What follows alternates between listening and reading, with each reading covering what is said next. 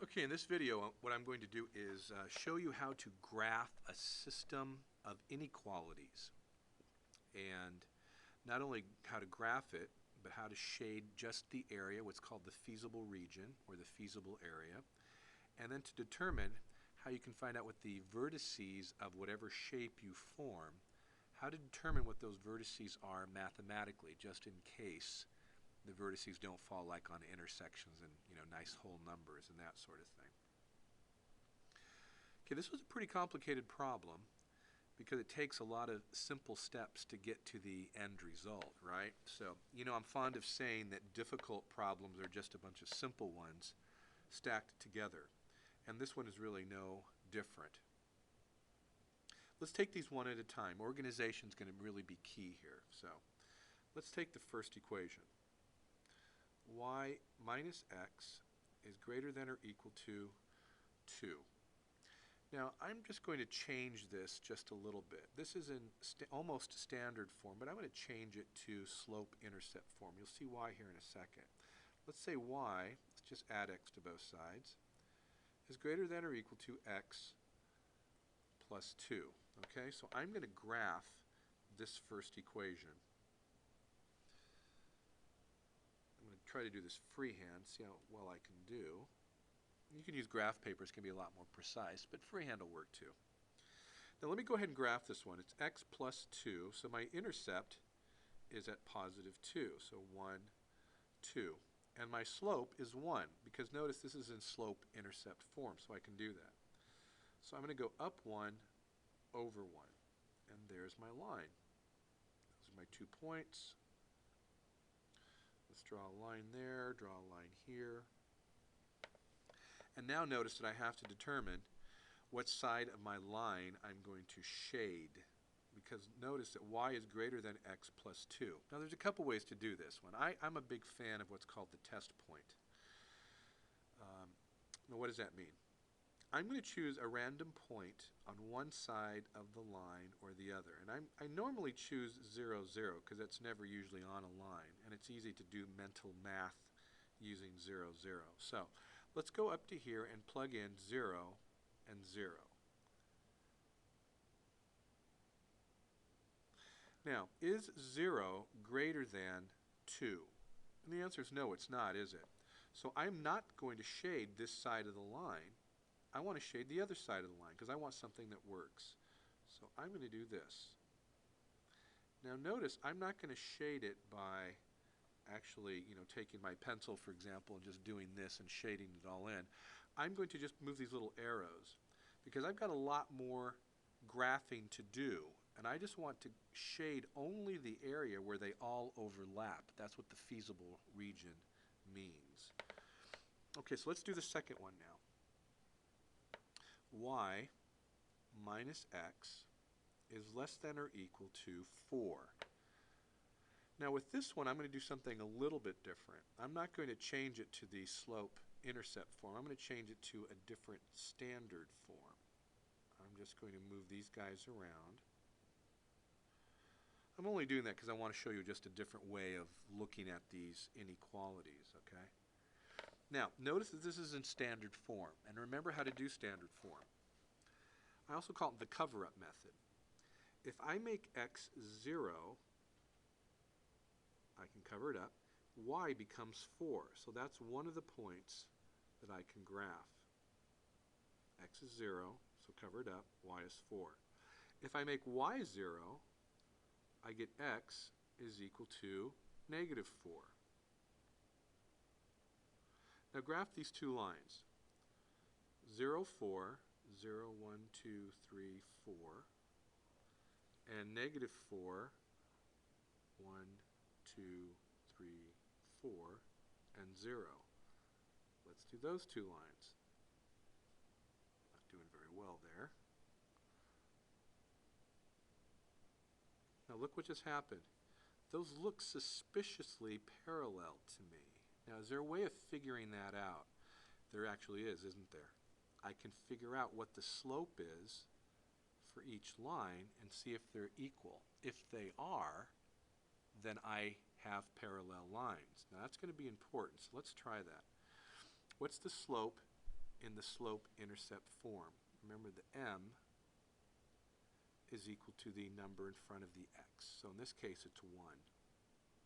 What's the slope when you have an equation in standard form? Remember, the slope is equal to negative a over b. The a is the number in front of the x, the b is the number in front of the y. That's going to be negative 1 over 1 or 1. And sure enough, these slopes are exactly the same. That means these lines are parallel. Now notice I also have to still figure out what side I'm going to shade on this line. So let's choose another test point. Let's go 0, 0 again. Let's plug it in.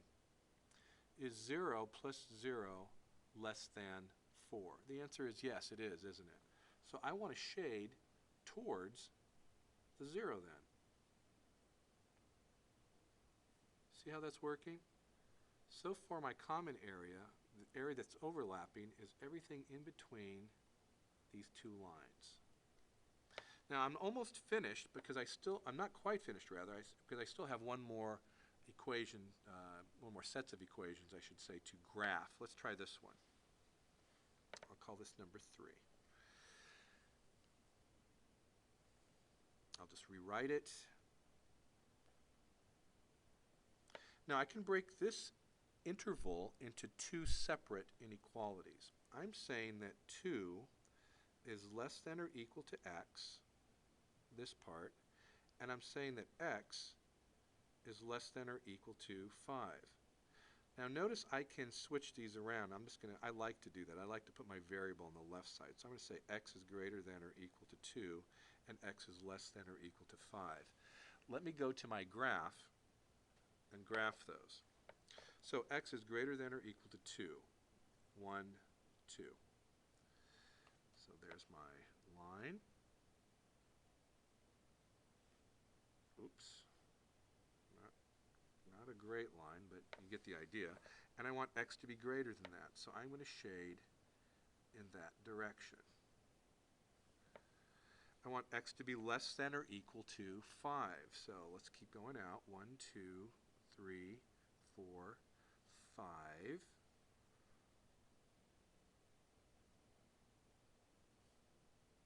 There we go. And I want x to be less than that. So I'm going to shade in this direction. Now, keeping track of all those arrows, what area do they all overlap? Well, if you're doing real good, you'll notice that it's right there. So just kind of keep track of that, okay? So that area is called my feasible area, or my area of feasibility, okay? If I were to choose, and if I were using graph paper, I could just choose any point inside here, plug it into each one of these equations, and it should work, okay? Now, what I want to do next in my last part is I want to see what I want to determine what the vertices are mathematically. I want to know what this point is, this point, and that point. What are them? What are they, rather? And can I do it mathematically? How do I do that?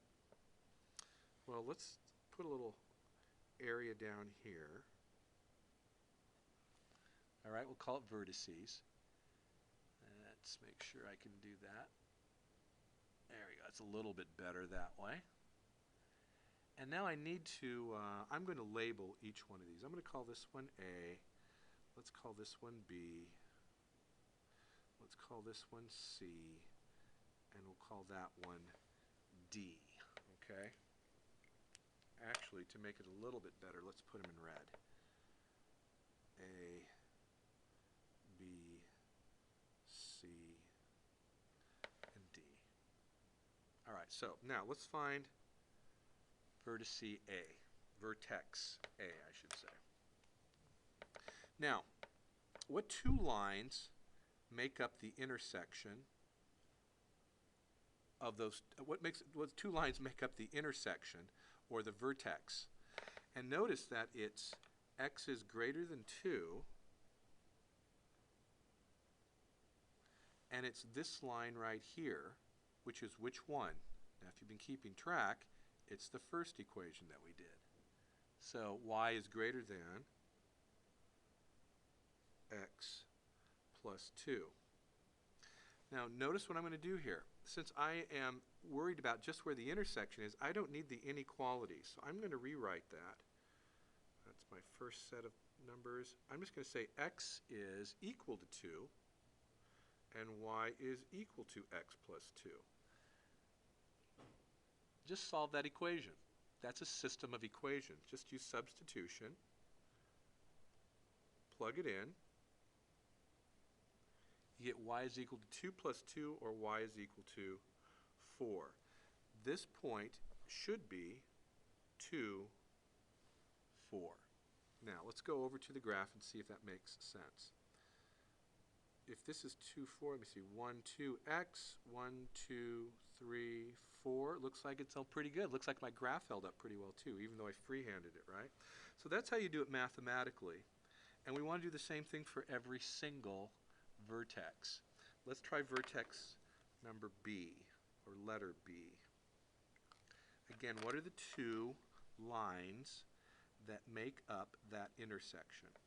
Well, it's x is 2, using the same logic as I did in the first one, but it's also the second equation, or y minus x is less than 4.